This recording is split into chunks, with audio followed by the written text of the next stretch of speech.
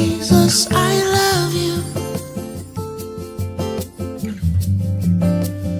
Jesus, I love you. Oh my.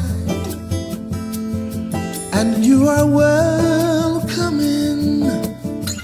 You're welcome in this place. I'm lost without you. Can't do nothing without you. Oh no. And you are welcome in. You're welcome in this place. My heart says yes. My heart says yes to your will, to your way. And you are welcome in. You're welcome in this place.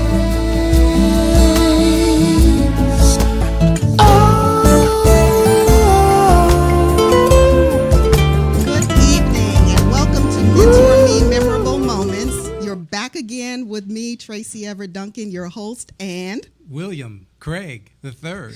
who is my co-host.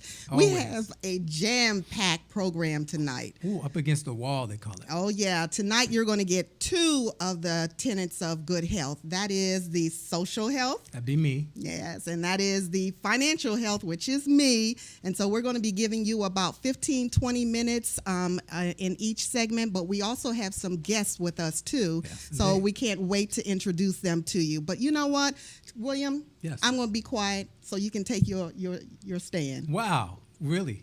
Just like that? I've been practicing that. Okay. It's building up in me. fantastic. You better hurry I'm up. excited. All righty. Well, let's see. We want to talk about social health from a standpoint of what really makes you who you are and how you can be the very best that you can be. And we're not talking about enlisting in the Army per se. Okay.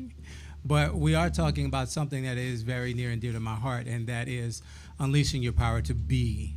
And people say, well, what does that be thing mean? Yes. I tell you what, let's just jump right in. And Mike, if you would, let's put up slide number 1, because what I found is that the power to be is the number one secret to incredible success in life.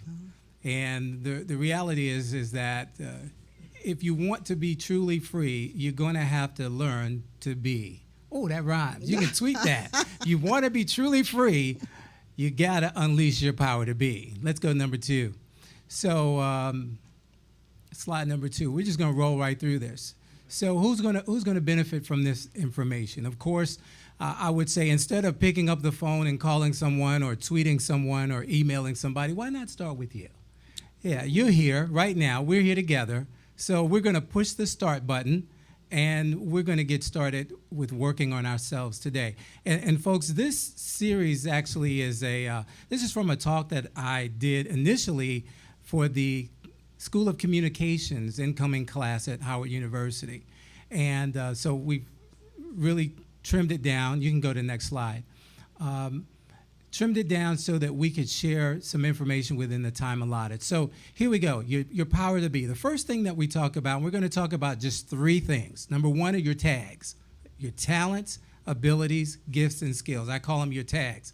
And what this is the stuff that you know how to do or you can learn how to do. Mm-hmm. So the bottom line is everybody's got some talent of some sort. Everybody's got an ability. So everybody's born with some kind of gift. They tell you about it. You're gifted, you know. Some of you think you might be gifted in singing, but nobody's ever asking you to sing anywhere. Maybe it's not a gift, but it's a skill that you can actually learn, you can work on. So your talents, abilities, gifts, and skills. Why do we start here? Because when we're growing up, our foundational years, this is where they start. They start and they try to identify what are your talents, what are your abilities, what are your gifts, what are your skills, and they try and help you build your life around those things. But here's something I found very interesting, as you see there in the right-hand corner. Albert Einstein said, everybody is a genius. But if you judge a fish by its ability to climb a tree, it will live its whole life believing that it is stupid. So here we go. Yes, you've got talents, you've got abilities, you've got gifts, you've got skills. But unless someone shows you how to develop them and apply them in the situation that you're in, then if it's not working for you, if you're not seeing the return, you're going to think, well, maybe I'm not talented. Wow. Maybe I'm not gifted. Maybe I really don't have that ability. But how many know you don't need a frying pan when we're, doing soup, right? That's true. I mean, okay, so let's go on.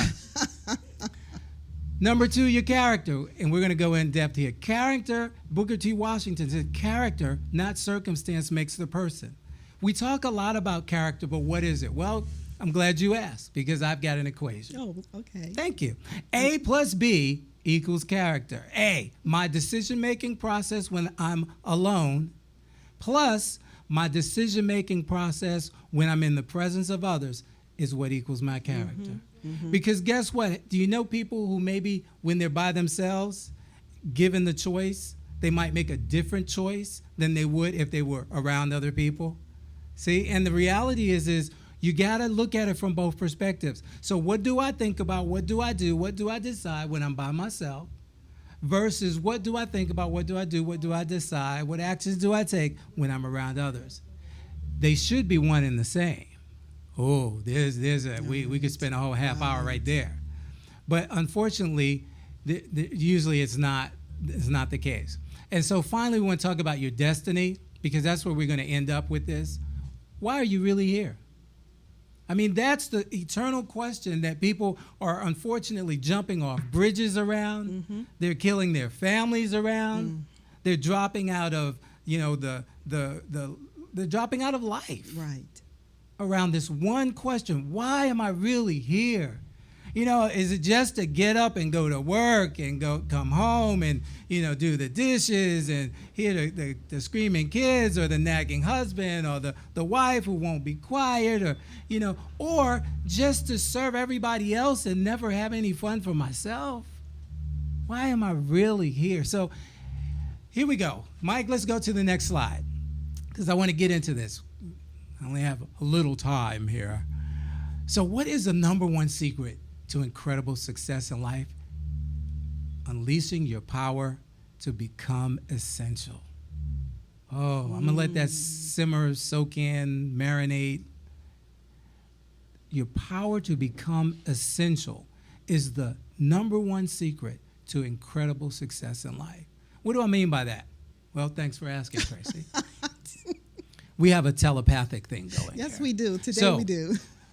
What is keeping you from being? What is keeping you from being essential? Well, first thing you got to understand is that your tags don't guarantee promotion, okay? You can tweet that one. That's a good one to tweet. Your tags don't guarantee promotion. How many know in a beauty pageant there's only one winner? That's true. Huh? Yes. And no matter how well you do in school and high school, you could have a 4.9, if that's possible. By the time you get to college, there's somebody else that had a 4.9 or a 4.10. Okay? So just because you're good doesn't mean that you're going to get the prize. It doesn't mean you're going to be the one that they call on. And so this is one of the problems that keep people down, if you will, shackled, burdened, depressed, despondent. I can go on, but this is what hurts them in their success in life, because they go, well, wow, I was a 4.9. I should have gotten it. I was the queen. I should have. No, it doesn't guarantee you promotion. So that's the first thing. You got to get past that. Number 2, every day counts.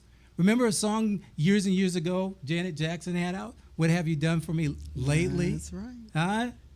I mean, every day counts. So here's the thing. Here's how I put it to folks. The stuff that you practice is what you're going to become good at. And the stuff that you become good at is what you're going to offer the world. So now, here we go. How much will the world pay for what you have to offer? That's good. Yeah, I know, that's real good. How much will the world pay you? Some of us have spent so much time, have literally spent months and years perfecting a gift that the world will not pay us anything for. Some people leave home, go to college, move, halfway around the world, and for what? To perfect what? That you can drink 18 bottles of beer without stopping? Just tell me, how much will the world pay you for that? Okay? And then you've got to prove that along with your tags, you're a person who can be trusted. Quick story here. When I graduated from high school, I won't mention the name of the school, but there was a school I wanted to go to, and as my mother would say, let's go back to the first other screen. As my mother would say, I fooled and farted around, and we won't, dissect that one. But I fooled and farted around to the very end, and long story short, they called me and said, well, you'd have to go to summer school, because your grades really weren't there. I was a smart kid, but I played hooky for most of my senior year. I did. The movie Fame was filmed at my school, my class, okay? Wonderful opportunity. And guess what? I'm not in the movie. You find me nowhere in the movie. You see my classmates in the movie. You see my best friends in the movie. But why wasn't I in the movie? Because I was off playing hooky. Because they filmed it during the summer, during the warm months, and I was playing hooky. I missed out on the opportunity. Why? Because my character wasn't where it needed to be. Right. The decisions I made by myself, the decisions I made around others didn't jive, and boom. So every time I watched the movie, I said, oh, that's my class. Oh, that's where I'm supposed to be standing. Huh? And I couldn't get to go to this school because my character wasn't in place. I literally cried. 18 years old, sitting at home in July and by myself, and I'm on the floor crying because this man is telling me, I'm sorry, but we can't let you come to our school. Wow. Oh, man, I tell you. Life is like driving, folks. You've got to prepare for your turn before it comes. And that's another problem. We don't prepare for it. We want the turn to come, but we're not ready for the turn when it shows up. That's true. How silly is that? It's like being in the left lane and you want to make a right-hand turn. We see that every day in Washington, D.C., however. But you got to be ready for it. Next, how are you preparing for your turn? One of my daughters said, I want to do this. I won't name it because then you know who it is, or they know who I'm talking about. But she knows who I'm talking about. She's watching now. I want to do this in life. But yet, I never see you reading any books about it. I never see any magazines come in the house about it. I never see any programs about it. I never see you write. I never hear you talking other than to say, I want to do this. How are you preparing? If what you say and what you do line up, guess what? You're fooling yourself. And then, here's a good one. What signals are you giving others? See, because the way we dress, the way we talk, the places we go, the things we watch, they send signals to other people. Yes, they do. Let's go into the next slide because my time is almost up. Man, I tell you, we're having so much fun here. Your power to become essential. William Shakespeare said it best. To be essential or not to be essential. That is the question. The Matrix said it this way. Would you take the blue pill or the red pill? Which one are you going to go for here? Okay? You're going to either go for the blue pill and stay dumb, or you're going to take the red pill and explore life, huh? Yes. Become the best that you absolutely can be. Let's go on to the next slide here. So, what is the number one rule to becoming essential? Now that I told you that you've got to become essential, you go with William. That sounds great. I'd even be willing to pay you if you could show me how to do it. So here it is. I'm giving it to you for free. Number one, or letter A, meet the known wants and needs of others. That's right. And then the other piece to that most people miss, you got to meet the unknown wants and needs of others. There are some things that people want and need, and they don't even know they want and need them. Until you, by doing what you do to become essential, point out, hey, if we're going to do this, we probably need to do that. Wow, I never thought about that. Or, yeah, I thought about that, but I had no idea how we could do it. And guess what? That's where you come into play.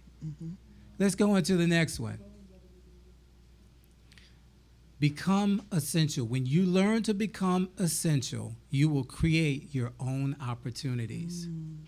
When you learn to become essential, folks, divorces take place between people who do not feel they are essential to one another. Right. The folks who get called into, during the inclement weather days, right? They call and they say the essential personnel needs to report. All the rest of y'all, we don't need you. Stay home. We can run this ship without you. The folks who get laid off are not the essential personnel. That's right. Wow, there's something to think about, huh? That's right. So when you become essential, you create your own opportunities. Because you know that this, and we can come back to me now, Mike, I think that's it. You know, we know this show is Bible-based, and we have a foundation in the Word. And so I'll end this segment with this. Jesus was the epitome of becoming essential. And how did he do that? Well, he gave his life so that the entire world could have a relationship with God. Yes. And he even said it this way. He said, I am the way, the truth, and the life.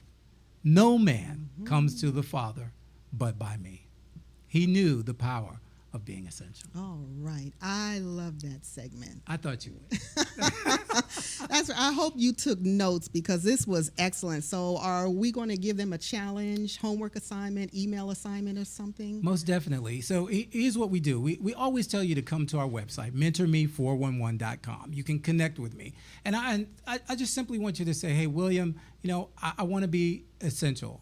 I need some help, whether it's being essential in your relationship, being, you know, with your kids, your spouse, your significant other, being essential in your workplace, being essential in, you know, whatever it is that you're doing, because in every area of your life, you need to learn how to become essential. And so if you reach out to me and say, hey, William, I want to be essential, I'll be happy to get some tools to you, make some recommendations, make some introductions even around coaching and other trainings that can help you to become the essential person that you know you need to be. How about that? That sounds good. That sounds good. Well, that concludes our social health segment. So we're going to move into our financial health, but we want to take a break first and run one of the top Christian artists. He is a rapper. He just won an award for having the #1 CD in the nation, top Billboard. Sounds and this good. is Lecrae. All right. Lecrae. I'm Turned.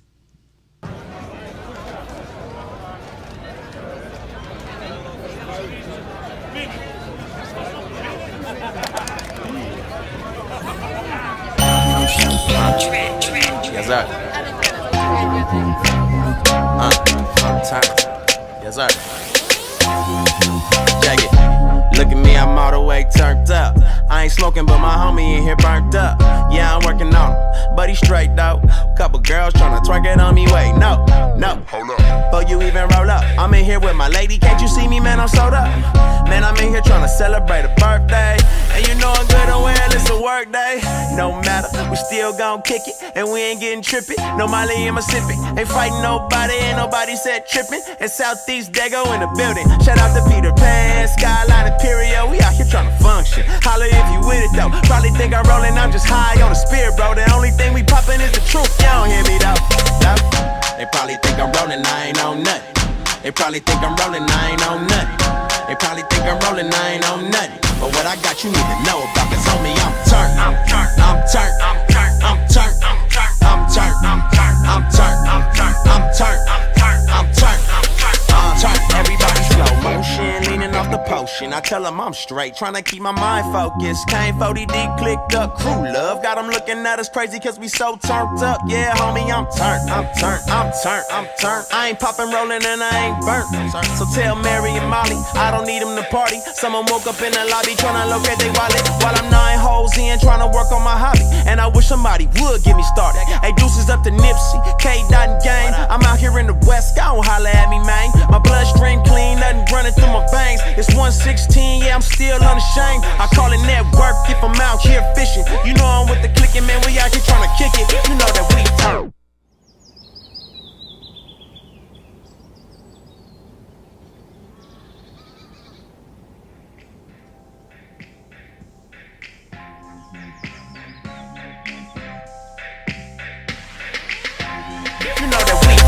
They probably think I'm rolling, I ain't on nothing.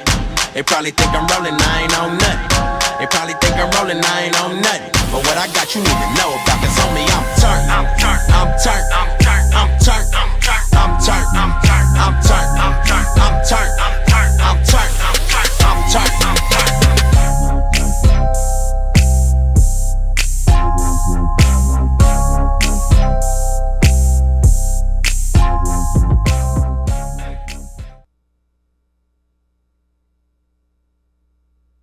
We are so proud of him. Wow. Lecrae. Was that powerful, though? Oh, yes. Oh, Was that absolutely. powerful? That gives everyone a taste of how Christianity can embrace hip hop. Mm-hmm. Okay, and I know we're bringing on all kinds of flavors of music Yes. throughout our program. Yes. And this, I tell you, excites me. He is just one of the tip of the icebergs of artists that I have found out there. So you can go to mentorme411.com, scroll over our toolbar until you come to more and look for archives or media, and you will find all the videos of the hip hop artists that I am uploading there, as well as our go-go artists, Outreach 24/7, who we debuted last week. Yes, go-go gospel. So if you want to keep up with what's going on in the Christianity, I'm telling you, bring your talent to the light side, and you can still win awards. Ooh, the light side. Excuse me.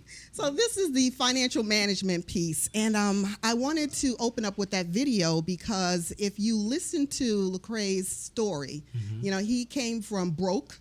He came from drugs. He came from all kinds of the wrong side of the tracks kind of thing. But yet, when he gave his life over to Christ and he gave that talent over to Christ, he just did what came naturally. In your segment, you talked about destiny. Yes. Okay, in this segment, we're talking about destiny too. All right. And let me tell you, William and I do not communicate all of the time throughout the week. Sometimes when we get to this table is when we know what each other's going to talk about. Exactly. And I just think that that was amazing, that video and what you talked about and what I'm about to talk about is going to connect. So there's a message in this for someone out there, and I hope you hear it. So let's talk about financial management. We've been tweeting out in social media, sending messages out about here's why you're broke. Yes. Okay, and so I want to say the top 3 reasons why you're broke or why you think you're broke is number 1, you know, you go to church and you hear that you have to give your tithes and your offerings, and if you don't, then you're cursed with a curse. Okay. And we know that sometimes that's not possible to give your tithes and the offering because you may have daycare, you may have rent, you may have bills, things like that. So then what do? Well, then you just relax into what you've heard from the pulpit. You're cursed, and you give up. So now you think you're broke because you're cursed, okay? You also may think you're cursed because that's your heritage. You know, my daddy's were broke, you know, Gotcha. never could keep a job or anything, so here I am. This must be the way I'm supposed to live. This must be my destiny. I'm supposed to be broke. Nope, that's not true either. And I know in the African American community, there is this stigma that, you know, we spend it as soon as we earn it. Yeah. And there's a mentality behind that is because of during those eras when slaves weren't supposed to have money, it was immediately taken away from us, you know. And so now we are in this mentality, we better spend it before somebody takes it away from us. Yes, that's a spirit, you know. That's a lie. Spirit. It's a lie, yes.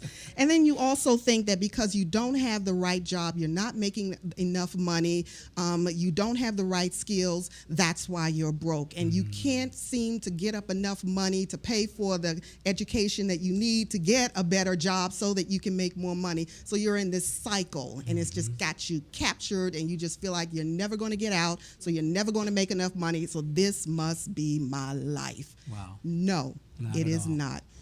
Broke has nothing to do with money. Wow. I want you to know that. Tweet that one. Yes, broke has nothing to do with money. In the Empowered Women Take Back Your Finances course, my orientation course class is having to do with going back to the future. So Mike, let's put up that first slide. In that whole class, we're talking about setting a personal vision for yourself. And a personal vision is a picture of how you want your life to be right now and for the future.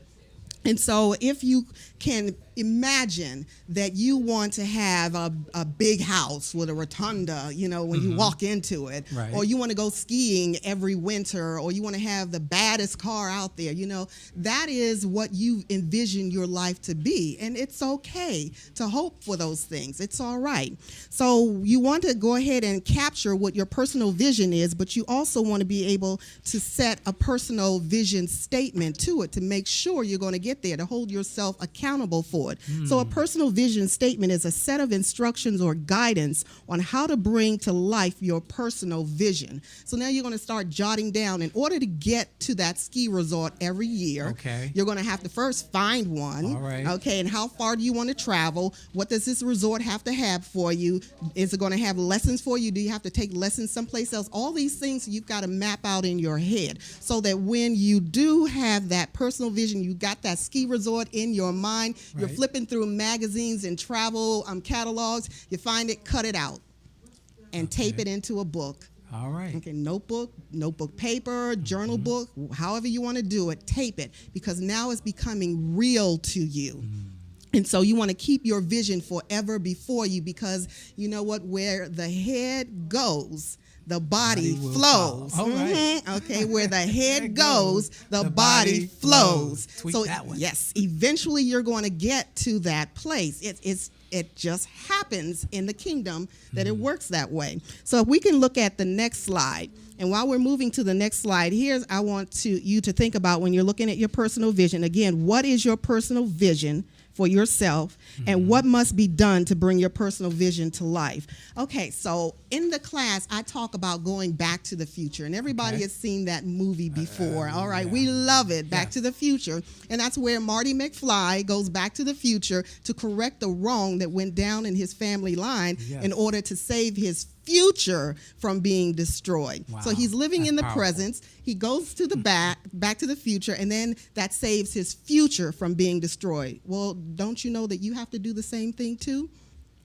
Each of us was giving something to do. We were born to do something, some greatness, whether that greatness entails one person that we save from whatever or thousands of people. It does not matter. You are important in this world. So there's something that you were born here to do, and you were walking along that path because the Holy Spirit gives us those things that we need to accomplish the task in our life. We already have them. We were born with them. He says, I knew you when you were in your mama's womb. I called you by your name. Your name, Shaquita. Guess who gave you that name? You know, I called you by your name. So he knows you, and he spoke to you, and he said, this is what I want you to do.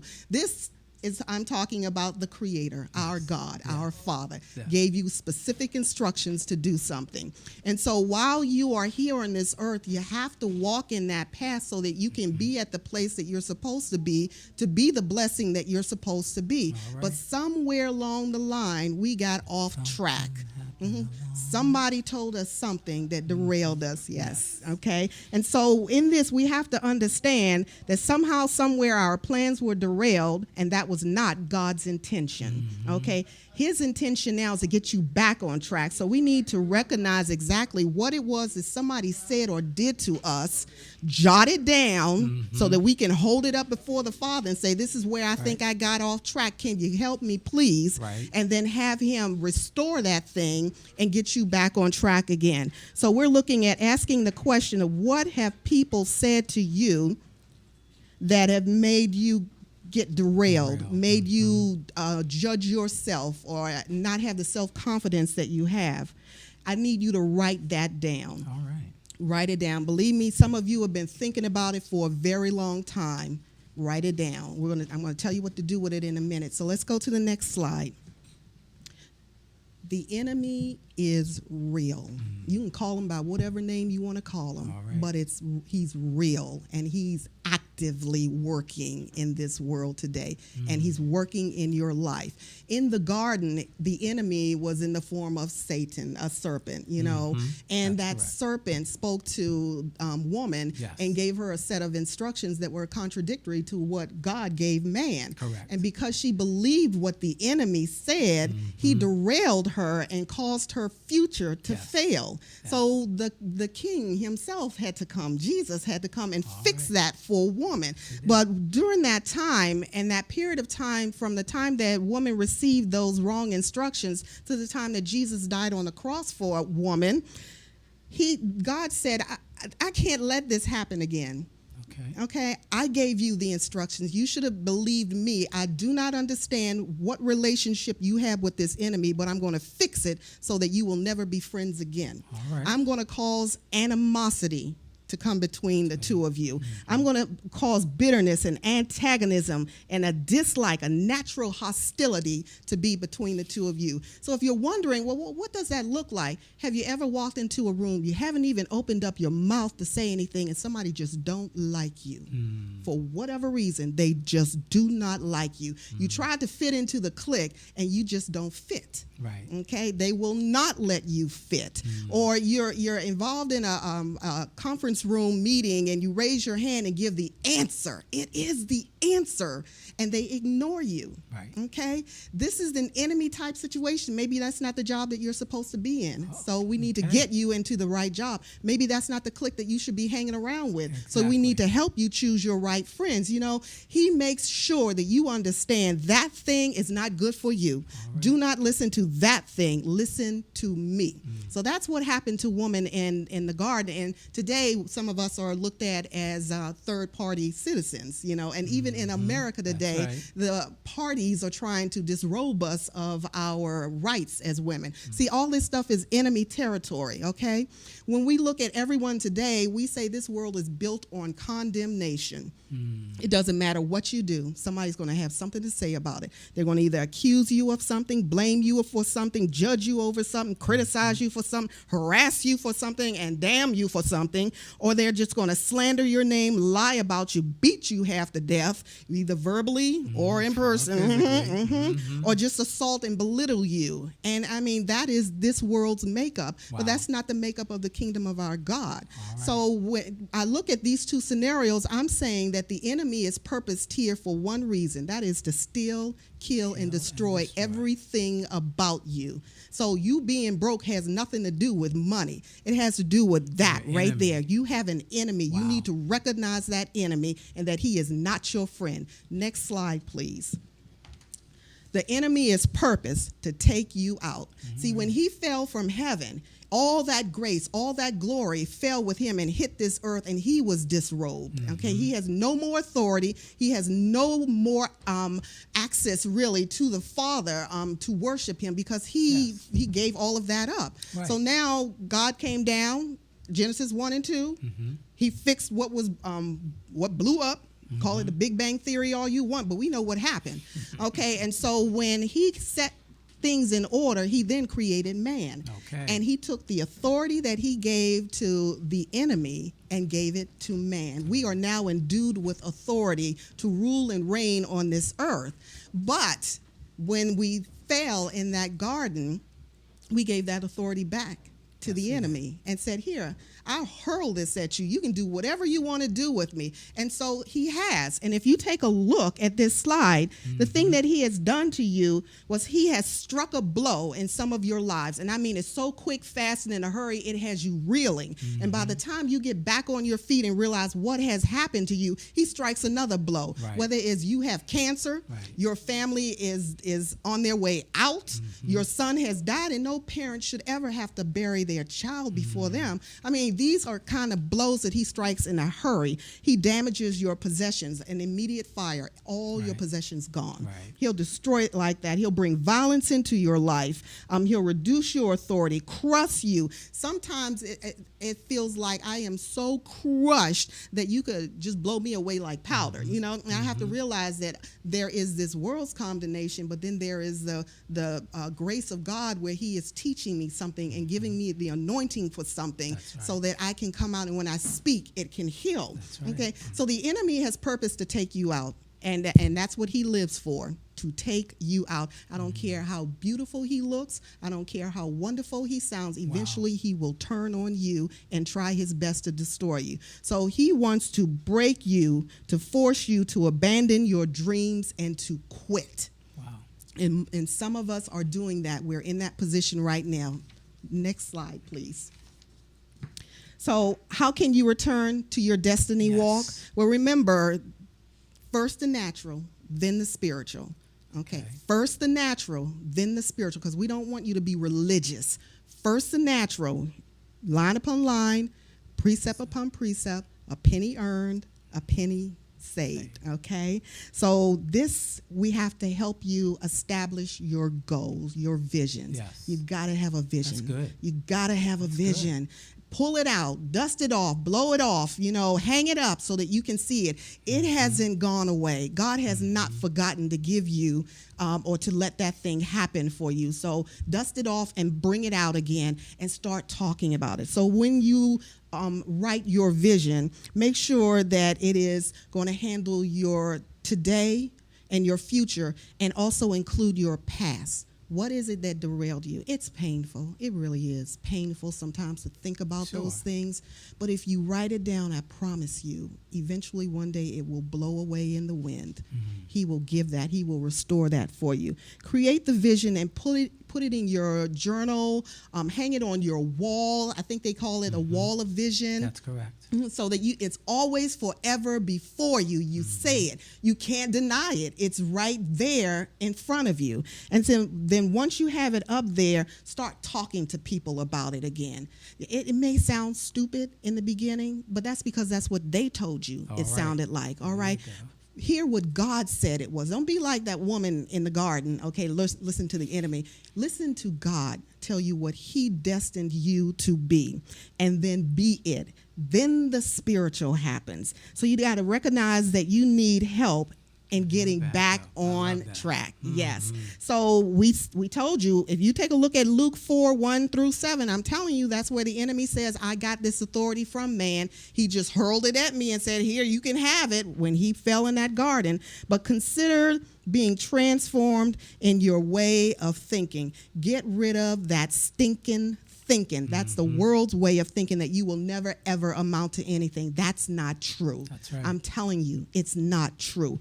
Look at Lucree. He thought that way until he gave his stinking thinking over to the Lord. And the Lord made him now #1 CD seller in the nation. How about that? Okay, and he didn't have to compromise anything for that. So when you look at that and being transformed, remember also that you are the seed of Abraham. We are entitled to the wealth and the riches, and there is a difference between the two.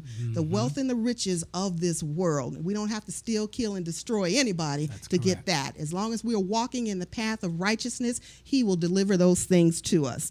So I want you to now take a look at what you wrote down. Get a good hard look at it, because that's the last time you'll ever see that again, and believe those words. Wow. Hold it up to the Lord and say, this is not what you intended me to be. Now tear it up. Tear it up into little pieces and throw it in the trash. And now get out that vision and paste it, post it, talk about it, bring it back to life for yourself. Yes. And I want you to remember that faith makes it legal for God to move into this realm to rebuke, resolve, restore his people financially. So all you got to do is simply say, forgive me, cleanse me, and restore me. Yes. I want to fulfill my destiny in you. Wow. That is so powerful. And as you spoke earlier, we didn't talk about what we were going to talk about together. You didn't know what I was going to say. I didn't know what you were going to say. And yet it so lined up so perfectly together. And I'll tell you, just take it to another level. Today, Bishop Henry Fernandez was a guest preacher at Bishop T.A.G.S. church, the Potter's House in Texas. And he preached on upgrading your life. And he covered a lot of these same principles. And then my pastor, Pastor John K. Jenkins at First Baptist Church of Glen Arden, he preached on God will make your dreams come true. Oh, wow. So that's the message so the whole now. day really was it's just all centered around helping us to be able to help you. Yes. So that we can help you get where it is that not that you want to be, not that you need to be, where you have been destined to be. Yes. And that's the key. There is a destiny for you. Yes. And the reality is that you've been distracted by so much, by so many. But guess what? These few right here, 2 or 3 gathered together. That's all that's needed. And we're going to send 10,000 to a flight.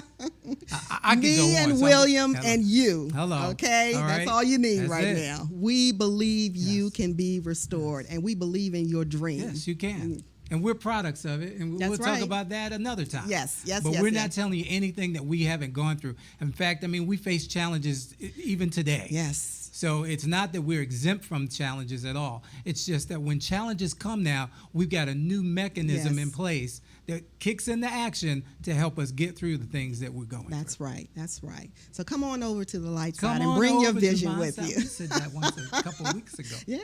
And we even dressed. Look at this. You know, but I noticed that happens. It does. I tell you, we just fantastic. We need to be on somebody's TV.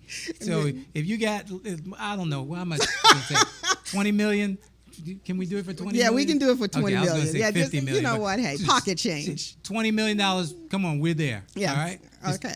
For MentorMe411.com. All right. All right. Now, we mentioned that we had some special guests. Yes, we do. Okay, and we are looking forward to hearing from them. You met Denee Davis at our launch on August the 24th. She is our Smart Shoppers, Smart Tips segment. Smart Tips, Smart Shoppers segment. Okay, you know what? I'm going to get it right. It's been a while. That's all right. All right, but we're going to welcome Denee, and we're going to welcome her partner in business, Courtney Everett, as well. So Denee Davis and Courtney Everett. No welcome. relation so far. right? No, actually, no. We were sitting here trying to figure that out, too. So I know that you all have something that you want to talk to us about. Well, first, welcome to the show. Yes. Thank you. I'm excited. So yeah, we wanted. We were talking and thinking about relatable people who you can take styling tips from and maybe do them at different price points. And we thought Jay-Z would be a good start. Oh, Okay. wonderful. Wow. Because So- he is pretty sharp when he dresses. Yeah. Yeah.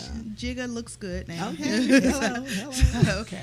Well, one of the things that we figured out is that he keeps it simple. And that's always a great route to go. If you're going for a job interview, if you're going to the grocery store, keep it simple, and it'll save you a lot of time and a lot of money. And so that's where we started out with. We decided that he keeps it simple. That So did you have some slides that you want us to look at? oh also? yeah. And we dressed a model. Okay. Oh, With wonderful. Jay in mind. Okay. So let me sit back. So here, Courtney. Okay, so here's our model, Mr. Paul Lambert. We'll give him a shout out and thank him for being a part of the project. Thank you, Paul. Thank you. Thank you, Paul. But so this was inspired by Jay-Z's just everyday look, his sort of street style. And as Denee stated, he keeps it very simple, very clean. He's very minimalist with his style. He doesn't do a lot of accessories and just really clean. Okay. So in this look, we had him styled in a faux leather jacket, a t-shirt. We have some waxed denim jeans and just a clean sneaker, which is one of his go-tos. He always likes a nice, clean sneaker. So you said faux leather. It is As in F-A-U-X Yes. leather. As in, this is not the real thing, but it No. looks nice, It and so it saves you a bunch of money. Exactly. that, yes. Exactly. Okay, and so keeping again with another street-inspired look, just daily. Here, we edged it up a little bit, though. We have still a faux leather with a faux shearling. And believe it or not, this jacket was $99, and it looks a lot more expensive than that. It is. And so we paired that with a cable knit sweater, some gray jeans with a little bit of wash, and then sort of edged it up with those are actually a wingtip military boot, which are cute for the fall. So that's pretty much keeping with his street look. So he does keep it minimalist. Another thing with him is he dresses for comfort, and he stays very true to who he is and his Okay. brand. So less is more is what you Less say. is more, exactly. Cool. And our final look, we did a suited look. We did an overcoat. I like that. It's great style. It has a little bit of a leather collar to it. We did a vest. We didn't do a blazer. A button-up shirt, but we didn't feel like the shirt needed a tie. He doesn't always wear a tie. If you look at a lot of pictures of him going to business events and business attires, a lot of time he doesn't have a tie on at all. He just buttons up. Right. And it's just a good, clean, fitted piece. And well-fitting slacks, which will serve you forever. Now, is this a model or is this someone that you actually dressed? This is someone, he's actually a personal friend of mine. Okay. He should maybe be a model, but yes, we did actually dress him for all 3 of these looks. We did pull the clothing for these looks. Good job. We went to Lord & Taylor, so all of these pieces are available there. But yes. Yeah, and just, to reiterate, you can take the same thought process behind it of just keeping it simple. And in particular with the last look, because tailored really does need to be tailored. Keep that in the back of your head. When you go to buy a jacket, a blazer, put those pieces on. And if it's too big in the shoulders, leave it. If it fits a little too tight, leave it. Because you look uncomfortable. Everyone knows it doesn't fit. Okay. Yes. It's not worth whatever you're spending on it. Okay. And every brand cuts differently for every body type. That's true. And so you may really love a YSL blazer, but a YSL blazer may not love you back. Okay. And so it just, and it might be built more for like a body type that's thinner and taller versus a more athletic body type, which might lean more towards a Hugo Boss piece. And so, suiting to me is extremely important because suiting a lot of times helps you get to the next level. And so that being the case, I feel like whenever you get into suiting, wearing those type of pieces, spend the extra little bit on the tailoring piece of it. Right. You go into a department store, you find a suit you like, ask, do they have a tailor? You don't have to do custom. Custom is insanely expensive. Can be. Okay. But you can take something off the rack and make it look custom and make it feel custom. We use Jay-Z as a inspiration. Okay. Because he's always I've never seen him sagging. I've never seen him in a T-shirt that doesn't actually fit him, that's too high and going over top of his waistband. He wears things that actually fit his body, and I think that's key for all men. T-shirts that are too big look too big and they look sloppy, and it's fine to wear a T-shirt, but make sure the T-shirt fits. Right. Okay. Just like everything else. If it doesn't fit, quit. Let it go. Well, before we get to your slides, let me ask you, do you dress men? Do you give them advice? Absolutely. Okay. Absolutely. I work. And you know what? Men want advice from women. Yeah. Because most of the time, there are some times when men are dressing to impress other men, but truth be told, men are dressing to impress women. Right. Bottom line. Right. So we want to know what looks good on us. Yeah. Okay. All right. So we have more slides? Yeah, we do. Oh, Mike, can you put the slides up for us, please? All right, so, here are our rules for dressing well. Keep it simple.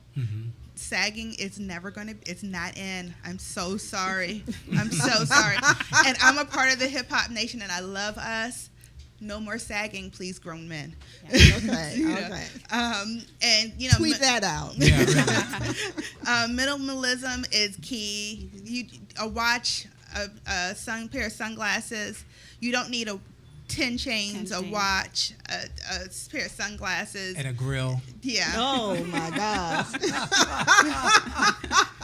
If you're over 40 and you don't know what a grill is, don't worry about it. You're not missing anything.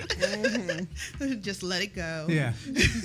And tailored suiting in evening wear is a must. And it doesn't have to be matching pieces. You don't have to wear an actual suit that came together. You could do a white jacket and a black pant, or you could do a gray pant and a navy jacket. Just make sure it looks tailored. Make sure the pants actually fit you. Okay. Make sure the jacket actually fits you.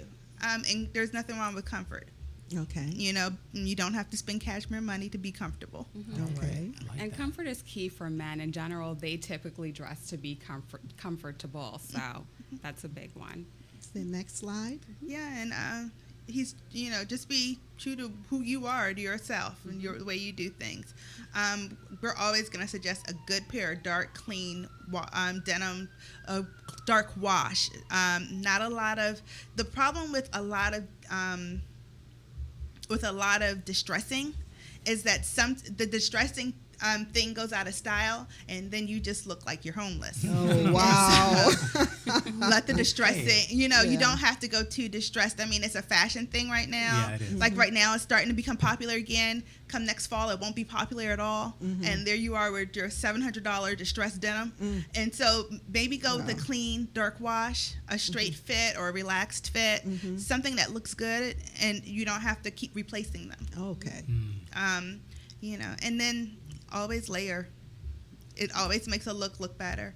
So, you know, it's a t-shirt's fine. If it's 90 degrees, wear your t-shirt. But, you know, a t-shirt with a cardigan over it, or a jacket, or, you know, just a hoodie with a jean jacket over it. It adds to the pieces. It gives a little bit more idea as to who we're talking to and what you're looking at, and it's a lot more visually interesting. Okay. And you know, like we said before, keep your accessories limited. And I think we have one more slide. And I'm always gonna say this: I am never turning back from it. Invest in a good suit. Can you say that one more time? Invest in a good suit. At least one. Yes. Yes. I'm amazed at how many young people today, and I'm sorry, I'm going to throw it out there at the young people today, that don't have one good suit. Yes, yes. You got to have one good suit. I don't know, how are you going to somebody's job interview or Well, to Right. a funeral or to They're doing it. meet somebody's Oh, wow. mother? They're doing it. And, you know, going to somebody's First Baptist of, and, you know, in sagging Doing jeans it. and oversized T-shirts. And, you know, yes, come as you are, that's fine. But, like, invest in a suit, One, at least just one. one. I mean, you know, you can get a lot of good deals. A lot of companies, you can go to a lot of places where they're doing little deals where you can get like half off of a suit and the tailoring is free. Oh. All you have to do is look for it. Right. Even thrift stores. Yeah. Right. Yeah. That's right. Thrift stores. Yes. And so, and like I said, Tom Ford, like keep it tailored up. It's gotta be. I mean, you can see the thing about what makes Tom Ford so important, and Jay-Z talks about him and everyone talks about him, is the tailoring is so extremely beautiful that you know that's what you're looking at. You don't need anybody to say this is a Tom Ford, whether it's one of his clothing, one of his pieces for women or his pieces for men. So Okay.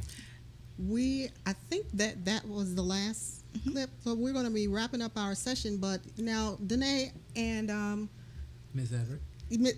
you know, I'm looking at her and I'm trying to think, is there a relative in there somewhere?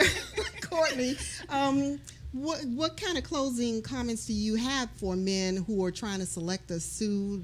What price points they should be looking for? How do they select the material that's good for them, their style? The more natural fibers are always going to cost you more, but they're always worth it because they're going to wear better. So a lightweight wool, it's going to serve you year round. It's going to cost you a little more, but it's going to, when you take it to the dry cleaner, it's not going to tear up and you're not going to lose the color and you're going to have a better piece for a longer period of time. I always suggest just shopping around.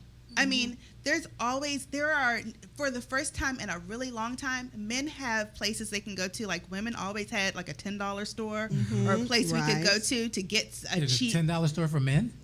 Well, you hit H&M on the right day. Oh, okay. Oh, okay. You know, and it very well could be, you know, but like you can get good, decent quality pieces, good prices. There's companies like Suit Supply that make amazing men's suits, and they do the tailoring, and you know, it's not extreme pricing. You're not paying $1,500 for a jacket. Right. You know, it's not. It's a, you know, depending upon what your job is, it's probably maybe a paycheck. Okay. You know. But the key piece to take away from that is the tailoring, because even if you're buying a suit from a discounted store, as long as you have it tailored, no one will ever know the difference. True. You That's know what I true. mean? This is true. You're going to look like $1 million, and Yes. that's really all that matters. And this person that you two dressed, he didn't dress like that before. You called him out and fixed him up. Wow. Yes. Wow. And then people didn't recognize him. So here we go, though, which speaks to a bigger piece. I know I have time for another show, but one of the theories that I have is that men will look better when women call them on it. Yes. When women say, "You're not gonna walk with me looking like that," they will look better. When women say, "Well, honey, why don't you do this? Or why don't we? They will do better. And so I'm so glad that you said that you brought that out, because it feeds right into what I believe. So, and there's a lot I believe. But. Wow. Well, we're going to be bringing Denee and Yeah. Courtney back again. Yeah, we might want to put together some sort of, a crawl. Instead of a bar crawl, we might want to do a fashion crawl. Oh, okay. I like that. One Saturday morning, get the viewers together, and we go on a fashion crawl. Yes. And help put those together. Bring your pieces out. Yes. I like that idea. Sounds Color like a good time. analysis, the whole 9 yards. Yes, indeed. Absolutely. Okay. Yep. So you're going to also be seeing Courtney and Denee on the 4th Sunday of some months too, because they're going to be partnering with our physical health, which is Jamila, the hairstylist. Yes. So we want to thank you for joining us for this segment. Now, Indeed, this is great. Jamila will be with us next week, Sunday at 6 o'clock, physical Okay. health, okay? And she's going to talk to you about the hair follicles and how to create that healthy look and what's going on in that. She Aren't has y'all a science behind and it aren't all. y'all talking about the losing hair loss? Yes, and the hair loss in men and in women. Okay. And so we're going to wrap up this segment and say, you know what? where'd the Thanks for time joining go? us. My Enjoy goodness. your week. Be Yes. good health. Be safe. essential. Be essential. Bye-bye.